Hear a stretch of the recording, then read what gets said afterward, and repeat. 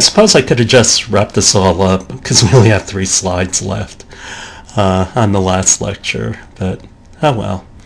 Now, a lot of you are probably thinking, geez, Dr. Cho, we get 4 of these lectures and the videos are like a half hour apiece. Oh my God. Yeah, it's a lot. I warned you this was going to be a lot. But on the other hand, each of these lectures for in class would take 75 minutes, and so I'm actually cutting it down quite a bit. But what it comes down to is that we have certain biases, and people tend to either be utilitarian, meaning they tend to be rational, low involvement. These are the inertia people. These are the people who really don't want to make changes, who don't want to take on new challenges. When it comes to new products, this is the status quo. This is low involvement. And there are hedonistic people. These are the people who just, impulsively and want to do things. And what it goes by is know, feel, do. In terms of systematically, how do they do things? So for a utilitarian person, they're going to know what it is that they want to do. They're going to look at how they feel about it, and then they're going to act.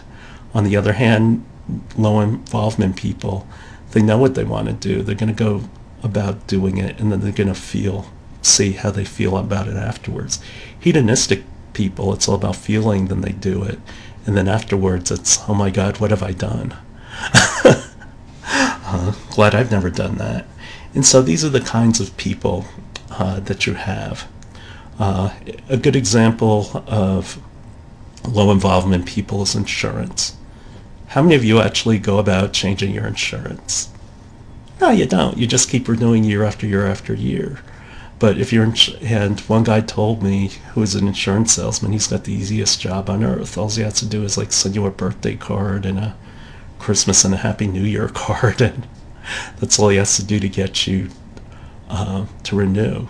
But if an insurance agent screws up, guess what? All of a sudden now, you become more hedonistic. It's more about your feelings. I don't like these people anymore, and you drive those people who are easy renewals to act. You know about hedonistic people. The candy bar is a situation where you act hedonistically. And so what you see is that certain products align to certain different kinds of personalities. And so these are the things that you look for when you look at your customer personas. There are other financial rationalities that also go into this, like herd behavior, winner's curse. Some of you may have felt that, like you're bidding on something on eBay. Yeah, I won. It's like, oh crap. Did I overpay for this?